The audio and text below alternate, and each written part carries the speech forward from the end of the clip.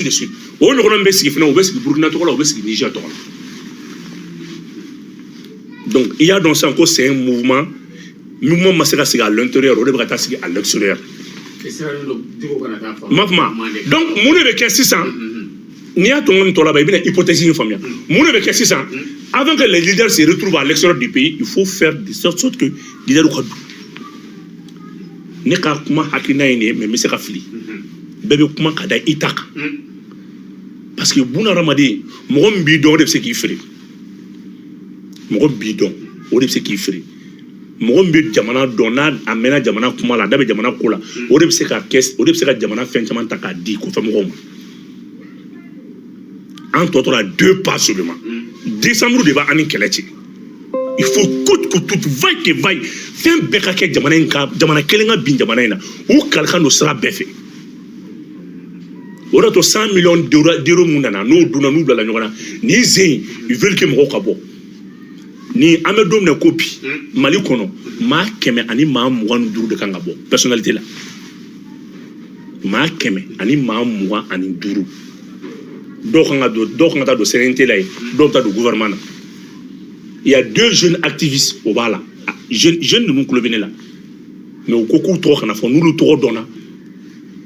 Ou c'est ramené. Gouvernement exil donc gouvernement taille c'est entre 35 à 45.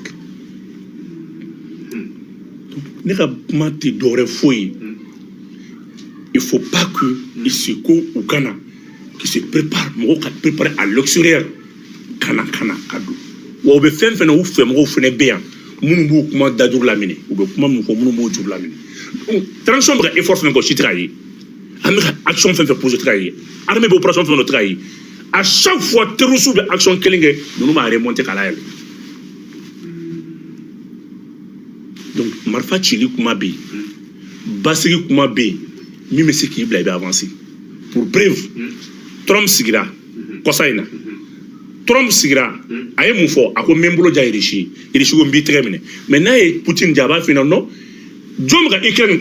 Armée kama Ukraine irishi mugo joli faka c'est trop ay tiene doldo irishi ku irishi Ukraine chama ba den faka mais Ukraine ga fanga soro américain ne moyen dama no ma bali kama 10 000 la ka no jeri monsieur be 10 000 la ka no kenema et aujourd'hui l'Algérie est derrière tout ça et en mo mini en fanga chama jera o tigi sigile Algérie fin de bra fo avec c'est l'Algérie qui est l'ossature des problèmes au Mali.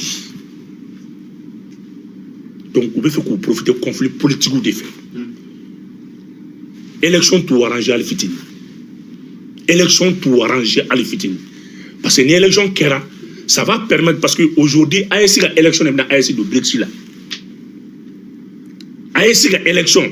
ASI du coup, les élection que au début, ça va bien ASI du coup, élection à Claude Brexit. Et c'est fini. Mais vous voyez qu'il faut le gouvernement a empêché à casser à la demande.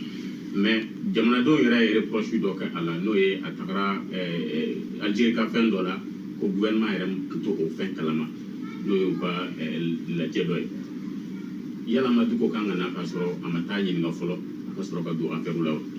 Nous, il n'y a pas de gouvernement à Tano. Tu sais, Bouna Ramadé. Moi je sais qu'il y a un mandat de flèche de contrôle. Moi je sais qu'il y a un justice de contrôle. Nga kuma kilimbe. Aramade bébé charia do min kan mi ma bébé do. Ne ma lan digo de la media mana ko fetane. Wa ne ma de la fina ko me sigiri mi fina keneka. Na de la sigiri fina sigiri keneka ko bébora mi fina kalama. Aramade be femi ke na kan na ma yere ba do. Ma se mo ka fina ko na ma fe mo ka fi ko kanana. C'est la raison pour laquelle le gouvernement a action dans la. Action te devrait fouiller. À l'adje, ni fente à fora à bana, ni fembe à action de justice de présenter. Au moins, au bas, qui permet à tirer comment Jamana Tola. Ça aussi, c'est très important. Mais si, elle m'a l'Algérie. Après, comment John Tola. Non. Il s'est dit, il y a des vidéos qui sont fora qu'on a la main. avec l'Algérie. Mais l'Algérie a voulu atteindre une personne des ressources. De quel pays? C'est pas pour l'Algérie. C'est pas pour l'Algérie. Même le gouvernement a communiqué, il va dire, le gouvernement a cause maintenant, le gouvernement qui sont hostiles à la transition. Le gouvernement était très clair dans son communiqué. Donc, on a comment dogo, quand nous avons beaucoup mal. Comment clémy, moi, je suis fait avec fin fort, attend en temps là. On veut se faire une action, une action publique. Le gouvernement a mis présenté, on veut nous bon comment là. Mais on a dominé Kobi. Fin bekelen do yani décembre tche ka kodo la sama a strap be wulno strap be fe wa mo be amunu balaka munu be fe ka bo ou be boli sraka ils sont nombre de ma keme ani mo am ngote mo rob sa bo de mais ma keme ani mo am ngote min to bu gouvernement ani min to bu ga CNT la donc wo institution complète de sika ila to bula ni ou ira faso jamana wala to non n'était aux solutions donc mais me ka min fina dron. On doit tout faire pour que les gens ne se retrouvent pas à l'extérieur du pays. Non, ne pas faire Belado. Même si nous FNB, ni prévu mon bamboula, prévu étaler Jona, au moins action opposée. Ça fait il est temps. Quand il va donc, Jamana Kanka, Jamana be Kojugu Kumedi. Même quand Kojugu Kela, il veut Kojugu Kumedi. Mami Mbisi, Aka Jamana contrôle la Kosugu Beke, Karsaga Bo Fangala. Nyeju nyanyuma yani ne wakati che obejonga barala soyons clairs jamana kono anganshi ok bon mais amay ka ko diko ga so pila wana ayira ka ko alebna le malla est-ce que tayira ka fo akana li dongo ba yere di bro ni wati mi aja bena ne o de fi e o kuma kono ngama de ka metam mo go ma minu mo ka ona me we mbe kuma lawo imam digo rewo akan bawo mu ba fe o min ta fe o be ba kala ma ko kodobe même mo ta don ko clémino sinon amadeli kam mama ba do amadeli kam me ko feta wa mi fene kero fene ko madela ke min kera dans le grand nord du pays ha ambebo kalama na ni ngom bebo kalama jamana bo kalama min kera mali coran fanfe échange fe mun kera mali bado jamana bado donc anga bo émotion kono kuma la kuma do la aramaden ni mogo bi kɛrɛfɛ kuma yɛrɛ jubaju mais ni mogo bi kɛrɛfɛ se ka contrôle na bi yɔrɔ jan fɛ kuma banna kalas aya bumba bel jawara an bɛ taga ɲɛfɛ an bɛ taa an ka thème filanan na an y'a ye imam Banjugu Tarawele kun ko ale ka kiri kun bɛ yen nɔ ko y'a datugu ko san 2 ka so ko ferme yala i ye Banjugu ka nin kiri i y'a ye cogo di e bɛ se ka jumɛn fɔ a kan bumba bel jawara i ye kuma mun fɔ ne bolo Banjugu ladira sariya fɛ dɛ sariya cogo di mani y'a minɛ ko fɔlɔ de ya mais n'i ladi ni o kɔrɔ di n'i y'a mɛn liberté provisoire bɛ d'i ma o ye ladili de donc n'i ko k'a ladira Banjugu ladira parce que liberté provisoire d'i ma o kɔrɔ ko ka fiɲɛ bɔda d'i ma nin ko in i kana kɛ mais mɔgɔ bɛ liberté provisoire filɛ kɔlɔlɔba de bɛ liberté provisoire la n'a dir'i ma ko min na n'i minɛ l'o ko la i b'a kalama i bilala ko min kama o bɛ doublé de o bɛ doublé de non o bɛ doublé i bɛ ni liberté provisoire y'i minɛ fɛn min kama ko jamana ko k'i ka fiɲɛ bɔ da sɔrɔ n'i seginna o ko ɲɔgɔnna kelen kan k'i minɛ o ko ɲɔgɔnna kelen na i minɛla min kama o bɛ se k'o lawuli tun a bɛ doublé donc jamana i b'a dɔn n bɛna min f'i ye nin yɔrɔ la mɔgɔw kana an bɛ mɔgɔ ko kɛlɛ de kɔnɔ quoi an bɛ mɔgɔ ko kɛlɛ de kɔnɔ mais an bɛ don min ko bi on doit soutenir hali ni justice man di ye fɛn dɔw bɛ yen i yɛrɛ kan ka bɔ ka kuma la bɛɛ b'i hakilina di jamana la walahi ne ma mɔgɔ vraiment transition a bɛ baara la ɲɔrɔ mara kɔnɔna la armée action minnu kɛ yen mais contrairement n'i taara yɔrɔ dɔw la olu b'a f'i ɲɛna non an bɛ degun kɔnɔ o de tun ni tɔɔrɔ binna jamana kan bɛɛ de b'i tigɛ di ɲɔgɔn ma ka tɔɔrɔ wuli bɛɛ de b'i tigɛ di ɲɔgɔn ma ka tɔɔrɔ wuli tɔɔrɔ tɛ Musa n'i ko k'i b'i sigi ka jamana lebu fɔ bɛɛ bɛ tɛgɛrɛ fiyewu mais n'a fɔra i ka solution de i tɛ se n'a fɔra i ka solution de i tɛ se Mali la bébé yɔrɔ dɔ ta k'i bugɔ a bɛ fɔ olu ma ko des actions concertées Musa ko caman de bɛ kow kɔrɔ mais an bɛ dugawu kɛ dɔrɔn Ala ka transition ye Ala ka si d'a ma wa n bɛ min f'i ɲɛna n y'a fɔ opérateur min ni milliard nana ka na tila mɔgɔw ni ɲɔgɔn cɛ kɔsa in na n'a fɔra ko dɔɔni opérateur min ni wari nana ka na tila mɔgɔw ni ɲɔgɔn cɛ kɔsa in na a ka ciden ne y'a fɔ a ye opérateur dɔ ma fɔ o nana ka na wari tila voilà a nana ka wari tila mais n y'a fɔ a ye a bɛ ka baara kɛ tuma min na n ko karisa wari an t'a fɛ kelen wa i b'a bila i kunna ko wari in bɛ kungo lase ma bari sabula nin transition min bɛ mangoya n'a yɛrɛ jogo di mɔgɔ da tɛ se Boumabel ko tɛ Abdou Niang ko tɛ Sékou Tounkara ko tɛ ça fait quoi transition min bɛ mangoya n'a yɛrɛ de mɔgɔ da tɛ i b'i sen bɔ a la a bɛ continuer ça fait a bɛ se ka kɛ a bɛ ko min kɛ o de bɛ se k'a yɛrɛ mangoya mɔgɔ da tɛ se ka transition in mangoya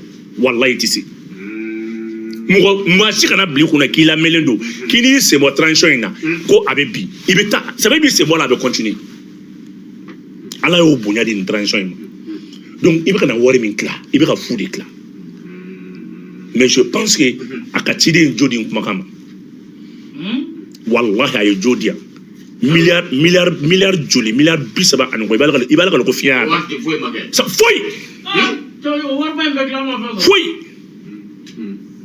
mais i kun b'a bila i kunna maa minnu don barika t'u bolo wari la olu kun ka nin wari kɛ dɔrɔn ka pano di mɔgɔw ma ka ji di mɔgɔw ma o kun b'a bila école ta in ça fait que olu de ka wari kɛ nafolo yala mɔgɔ tɛ se ka jamana la fo ka diɲɛ wuli mɔgɔ t'i faso yɛrɛ ni ɲuman bolo ye fo ka diɲɛ wuli tɛ se ka jamana la ni ko kɛr'i la i b'i man ko i b'i sigi de mais i ka jamana i tɛ se tiɲɛnikɛlaw ma nin de faamu quoi c'est pas parce que nin ma kɛ ne ye ou bien nin ma diya ne ye ne b'a bɛɛ tiɲɛ i tɛ se dɛ i b'i man kun de ni fɛn min kɛra la n'a ma bɛn i b'i man kun ah je ne soutiens plus i ka droit ye mais je vais tout faire pour déstabiliser Bila au barkati la folo. Donc on félicite et encourageons les autorités dans ce schéma bara mun kɛra ka fouiller ka kañ voilà aya Boumabel Diawara an bɛ taga ɲɛfɛ an bɛ taga situation sécuritaire an bɛ don kɔnɔna na an y'a ye k'a fɔ nin wagati la sɔnni an ka don an bɛ ɲininka min na fɔlɔ Tezawaten dernière nouvelle ye jumɛn an ka cɛdenw u bɛ Tezawaten wa ou bien armée ka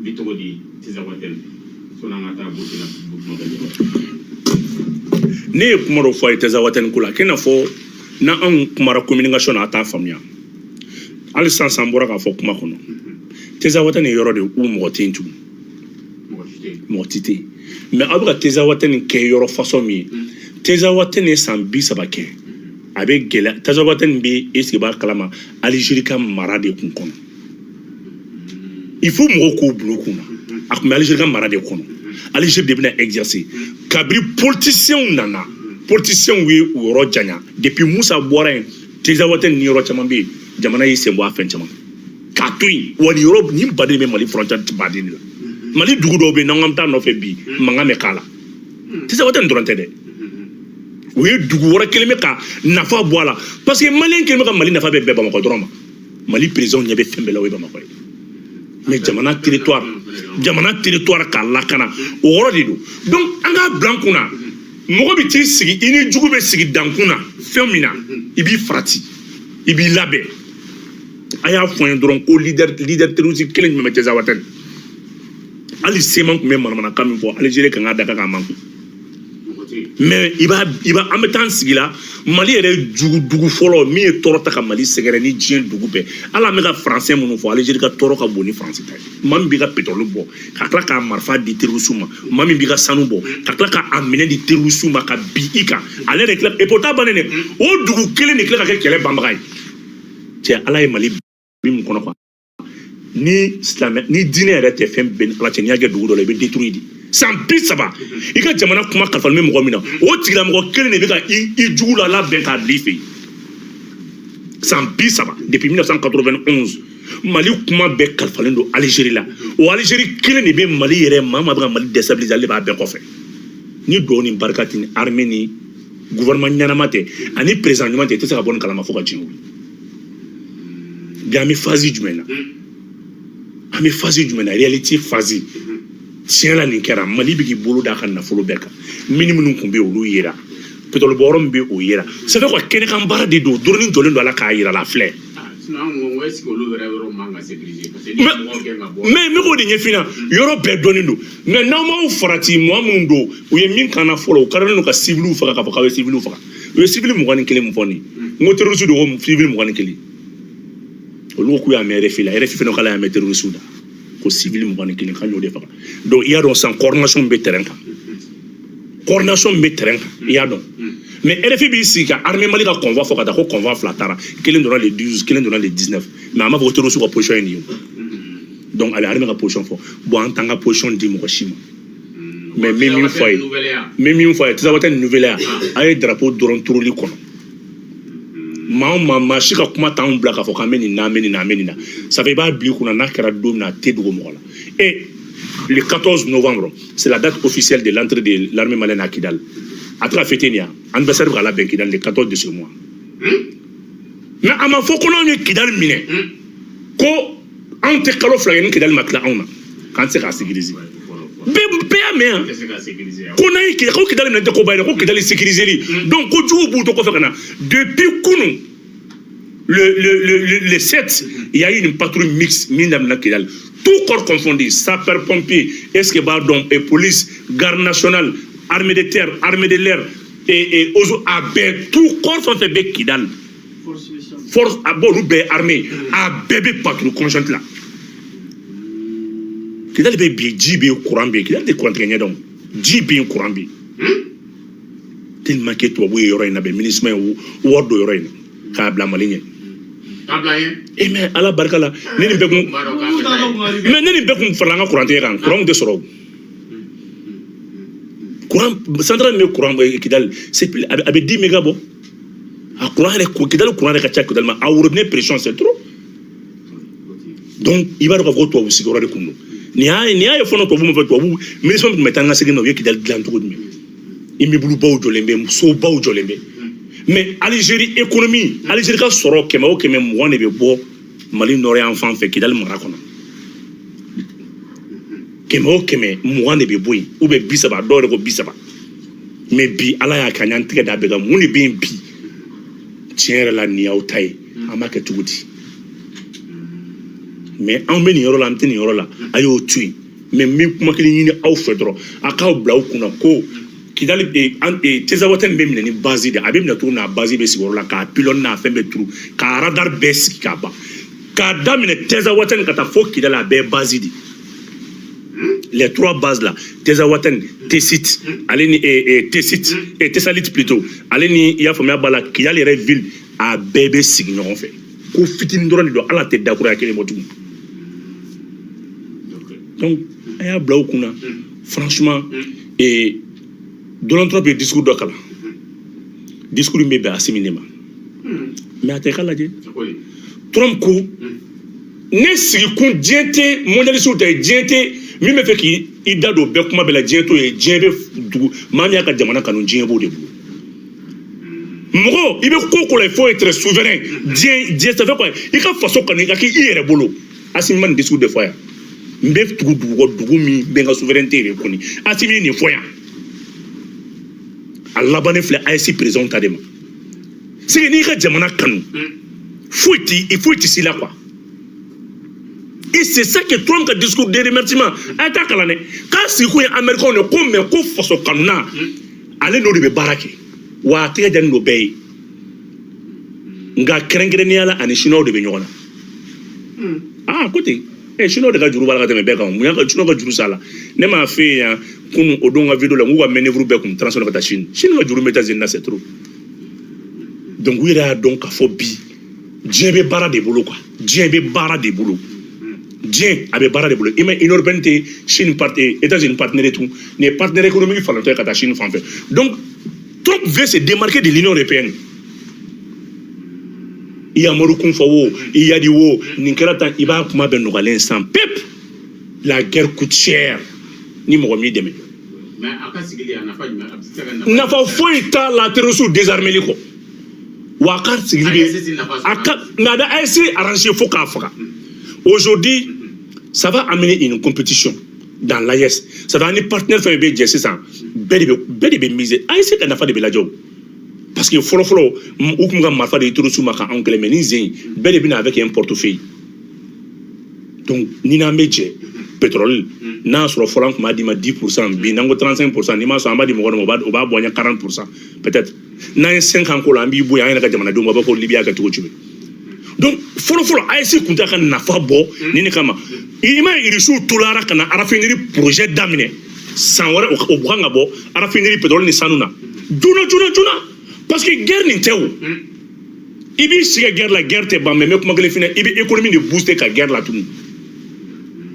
économie de bɛ booster ka guerre la tunu baara min bɛ sen na ala sɔnna ko ka kɛ o de to mɔgɔw bɛ assigner comme Mali président ne bɛ assigner comme Afrique subsaharienne président ça fait farafinna et yafama wula kɔnɔna farafinna Sahara président ne bɛ assigner ten de parce que projet min bɛ la ka kɛ no ala ye barika don la ka bɔ Gawo k'i kunda Libi kan ka taa Libi sira de bɛna bɔ yen ka taa bila océan na donc il y avait une action na ne ni sera ka développer ka Gawo kɛ deuxième capitale économique ye est-ce que b'a kalama nord bɛ développer ko fɛn wɛrɛ sarabaw bɛ da donc région de Tombouctou o bɛ kɛ est-ce que b'a kalama centre culturel islamique ye manuscrit mun bɛ yen bilahi ma dɔ wɛrɛ fɔ n tɛ iji kibaruyaw dɔn n ka dɔnni ma s'o ma mais i b'a bila i kunna est-ce que b'a kalama ko ziyaraw bɛ se ka kɛ Tombouctou n t'a fɔ a bɛ fɔ cogo min na diinɛ kuma la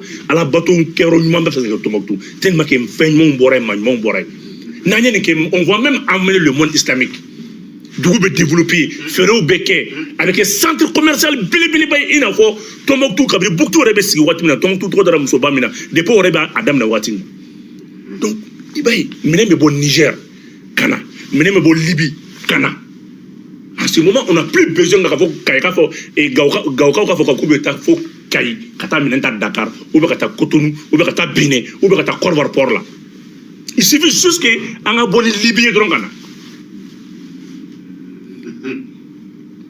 tu as vu donc développement bɛ na ten siraw bɛ da i b'a ye n'i y'a ye i bɛ taa wari di mɔgɔ ma k'a ka marifa ta a ka jamanaden kama a tɛ baara nafama de la wari t'a yɛrɛ bolo de ni mɔgɔ yɛrɛ nafa dɔn a tɛ sɔn tubabuw ka jɔnmaya ma tugun ji bɛ sɔrɔ courant bɛ sɔrɔ dugu ka di kalan bɛ sen na fɛn bɛɛ bɛ sen na i bɛ terrorisme nɔgɔyalen sisan terrorisme facture fɔlɔ-fɔlɔ ye sous-développement de si on parvient ka nin kɛ ka raffinerie la na est-ce que i b'a kalama ka u ka sanu ka bɔ u yɛrɛ ka nafa sɔrɔ a nafa ka to yen opérateur ɲɛnamaw ka na construction ka kɛ siraw ka bɔ aw bɛna fɔ qu'est-ce que i b'a kalama ko kuma na ko a ko bɛ cogo di donc tubabuw tɛ donda foyi sɔrɔ Mali kɔnɔ tugun an bɛ kɛ partenairement de i n'a fɔ Ugandaw bɛ cogo jumɛn donc an k'a dɔn k'a fɔ an bɛ ka hɛrɛ an ni hɛrɛ cɛ deux pas dɔrɔn de o de to fɛn bɛɛ kelen don an kana décembre sɔrɔ nin dynamique in kɔnɔ.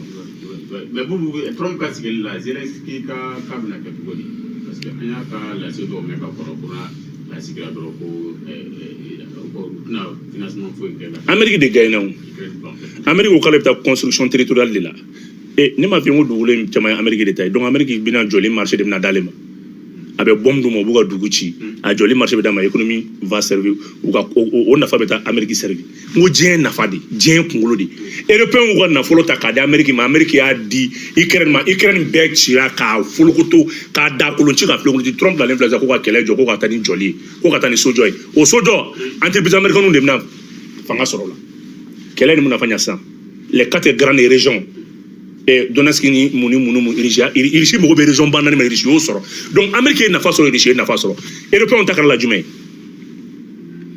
i ka nin guerre banna ka ban irisi y'a ka nafa sɔrɔ ka ban irisi kun mɔgɔ bɛ région ban naani ma irisi y'o sɔrɔ Amérique mɔgɔ kun bɛ min na a ye wari min bɔ a b'o ta a ka entreprise ka construction kan a bɛna tɔnɔ min sɔrɔ Ukraine jɔli la a y'o sɔrɔ kan européen bɛ mun nafa sɔrɔ alors que Ukraine kun bɛ nafa min na don Europe kɔnɔna la a bɛ gaz ni fɛn caman mun di o contrat Ukraine ka basigi kun bɛ se ka Europe nafa ka tɛmɛ guerre in kan mais maa minnu don o tɛ réfléchi européen ɲɛ bɛ fɛn fɛn na a tɛ réfléchi parce que Europe sigira nkalon de kan quoi Europe sobaw jɔra mɔgɔ faga de kan Europe ye mɔgɔ faga continent de ça fait fɛn minnu don u ti fɛn dɔn quoi américain ka wusa n'u ye siɲɛ 100 parce que américain b'a ka nafa lajɛ kɛlɛ ni kɛlɛban ale b'a lajɛ ale ka hɛrɛ bɛ min na donc autant ninnu bɛɛ manana ko di i ma ye Macron a discours là, il faut.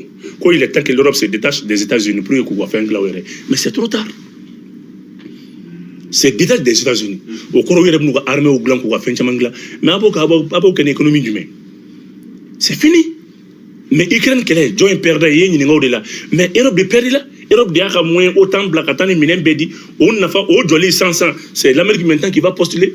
Maintenant, il réussit à intérêt aux régions bananes, mais donc les deux puissances mondiales, au lieu de faire sur l'Ukraine qu'elle est là, Choum Mbora, Aline Dougou Chira, Européens ont fou. Ma flé coroni. Ame beaucoup mal. Afamna. Vous m'appelez la Diawara, Ambeta Tchad, Nyaka Mamad Idriss Déby, mais qui représente c'est ça. Pour un interview accordé journaliste souillé. Ajira Kafoko, qu'elle a beau cancer, nous voit-il là.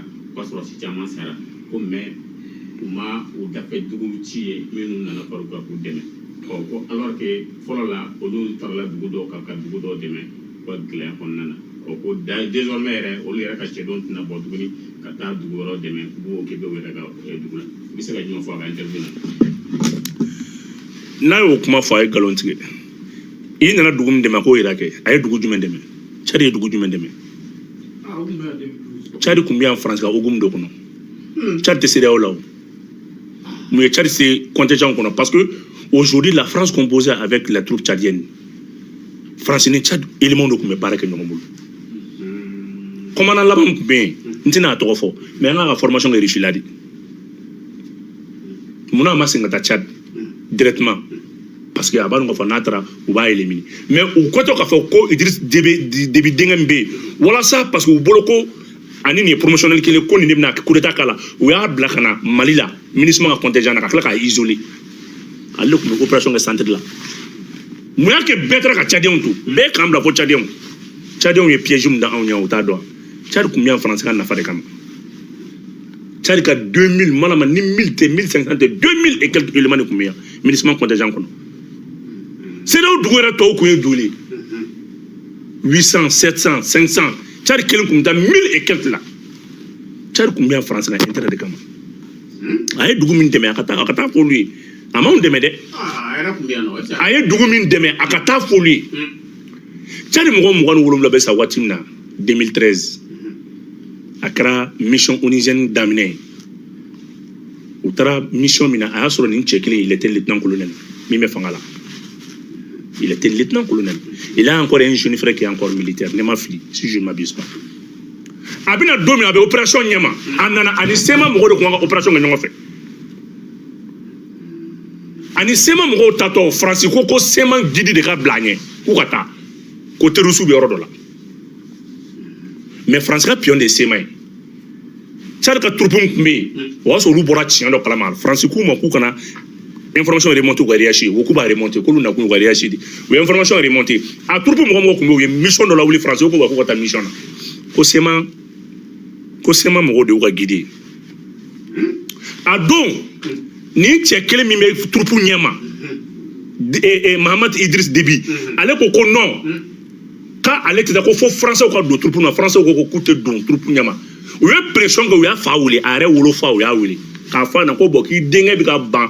Ka troupe commandé kata ako kama banga troupe commandé ka ko de ko français ka fa français ko no kale bi occupé ere derrière ale bi avion ale bu guidi abi renseignement duma utara